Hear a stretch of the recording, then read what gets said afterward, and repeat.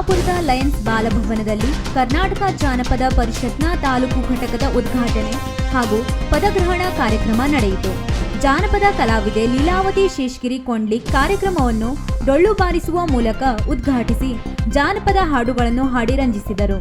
ಮುಖ್ಯ ಅತಿಥಿ ಹಿರಿಯ ಸಾಹಿತಿ ಸುಬ್ರಾಯ್ ಮತ್ತಿಹಳ್ಳಿ ಮಾತನಾಡಿ, ಭೂತತ್ವ ಹಾಗೂ ಜಲತತ್ವವನ್ನು ಹೊಂದಿರುವ ಜಾನಪದ ನಿಂತ ನೀರಲ್ಲ, ಸದಾ ಹರಿಯುವಂಥದ್ದು. ಜನಪದದ ಸೊಗಡು ದುರ್ಬಲವಲ್ಲ, ಅಗಾಧ ಶಕ್ತಿಯನ್ನು ಹೊಂದಿದ ಹಾಗೂ ಜ್ಞಾನವನ್ನು ನೀಡುವಂಥದ್ದು ಆಗಿದೆ ಎಂದರು. ಅಧ್ಯಕ್ಷತೆ ವಹಿಸಿ ಪದಗ್ರಹಣ ನೆರವೇರಿಸಿ ಜಿಲ್ಲಾಧ್ಯಕ್ಷ ಡಾಕ್ಟರ್ ವೆಂಕಟೇಶ್ ನಾಯ್ಕ್ ಮಾತನಾಡಿದರು. ಲಯನ್ಸ್ ಕ್ಲಬ್ ಅಧ್ಯಕ್ಷ ಎಜಿ ನಾಯ್ಕ್, ಪತ್ರಕರ್ತರಾದ ರಮೇಶ್ ಹಾರ್ಸಿಮನೆ, ಕನ್ನೇಶ್ ಕೊಲ್ಸಿರ್ಸಿ ಮಾತನಾಡಿದರು. ತಾಲೂಕು ಘಟಕ ಅಧ್ಯಕ್ಷ ಎಂಕೆ ನಾಯ್ಕ್ ಪ್ರಾಸ್ತಾವಿಕ ಮಾತನಾಡಿದರು. ಗೋಪಾಲ್ ಕಾನಳ್ಳಿ ಸಂಗಡಿಗರು ಜಾನಪದ ಹಾಡುಗಳನ್ನು ಹಾಡಿ ರಂಜಿಸಿದರು.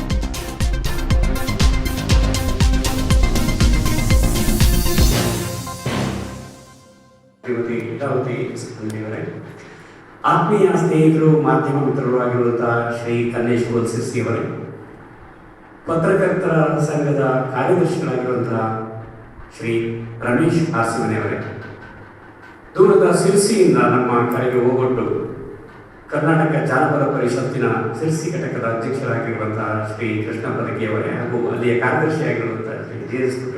ಅವರೇ, ಹಾಗೆ ಈ ಕಾರ್ಯಕ್ರಮದಲ್ಲಿ ಪಾಲ್ಗೊಳ್ತಾ ಇರುವಂತಹ ನಮ್ಮ ಎಲ್ಲ ಈ ಥರದ ಕಾರ್ಯಕ್ರಮಗಳ ಬೆನ್ನೆಲುಬಾಗಿ ನಿಂತಿರುವಂತಹ ಪಿ ಬಿ ಅವರು, ತಮ್ಮಣ್ಣ ಬೀಗಾರವರು, ಹಾಗೆಯೇ ನಮ್ಮ ವೀರಭದ್ರ ನಾಯ್ಕರವರು, CS ಗೌಡರವರು, ಹೀಗೆ ನಮ್ಮ ದೊಡ್ಡದೊಂದು ಬಳಗ ಇದೆ. ಆರ್.ಕೆ. ಹೊನ್ನೇಗುಂಡಿಯವರು, ಅವ್ರನ್ನ ನಾವು ಜಾನಪದದ ನೇತಾರರು ಈ ಭಾಗದಲ್ಲಿ ಅಂತಲೇ ಕರೀತೇವೆ. ಅಂತಹ ಜಾನಪದದ ಗುರುಗಳು ಎಲ್ಲ ಸೇರಿ, ಜೊತೆಗೆ ಇತ್ತೀಚೆಗೆ ಒಂದು ಸಂಘಟನೆ ನಮ್ಮಲ್ಲಿ ಉದ್ಘಾಟನೆಗೊಂಡಿದೆ. ಶ್ರೀ ವೆಂಕಟೇಶ್ ಮಡಿವಾಳರವರು ಅದರ ಅಧ್ಯಕ್ಷರಾಗಿದ್ದಾರೆ.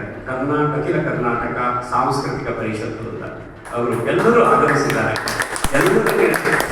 ಎಲ್ಲರಿಗೂ ಮೊದಲು ನಮಸ್ಕಾರಗಳನ್ನು ಹೇಳ್ತಾ, ಇದರ ಕುರಿತಾಗಿ ಒಂದೆರಡು ಆಶಯದ ಪ್ರಸ್ತುತಿಯನ್ನು ಇಡೋದಕ್ಕೆ ಬಯಸ್ತೇನೆ. ಜಾನಪದ ಅಂದರೆ ಏನು ಅನ್ನುವ ಪ್ರಶ್ನೆ ಬಂದಾಗ ಇದು ನಮ್ಮ ಬದುಕು, ಇಷ್ಟನ್ನೇ ನಾವು ಹೇಳ್ಬೋದು. ನಮ್ಮ ಬದುಕೆ ಜಾನಪದ.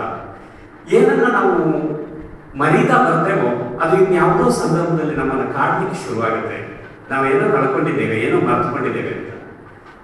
ಇಂತಹ ಸಂದರ್ಭದಲ್ಲಿ ಎಚ್.ಎಲ್. ನಾಗೇಗೌಡರು ಈ ಬಗ್ಗೆ ಬಹಳ ಕಳಕಳಿಯನ್ನು ತೋರಿಸಿ, ನಾಡೋಜ ಎಚ್.ಎಲ್. ನಾಗೇಗೌಡರು ಅವರು ಸುಮಾರು 35 ವರ್ಷಗಳ ಸರ್ಕಾರಿ ಸೇವೆಯಿಂದ ನಿವೃತ್ತರಾದ ಮೇಲೆ 1979ರಲ್ಲಿ ಅವರ ಅಭಿಮಾನಿ ಬಳಗದವರು ಬೆಂಗಳೂರಿನಲ್ಲಿ ಅವರಿಗೊಂದು ಕಾರ್ಯಕ್ರಮವನ್ನು ಏರ್ಪಡಿಸ್ತಾರೆ. ವೀಕ್ಷಕ ಮಹಾಪ್ರಭುಗಳೇ, ನಮ್ಮ ಚಾನಲ್ ಅನ್ನು ಸಬ್ಸ್ಕ್ರೈಬ್ ಮಾಡಿ, ಶೇರ್ ಮಾಡಿ, ಪ್ರೋತ್ಸಾಹಿಸಿ.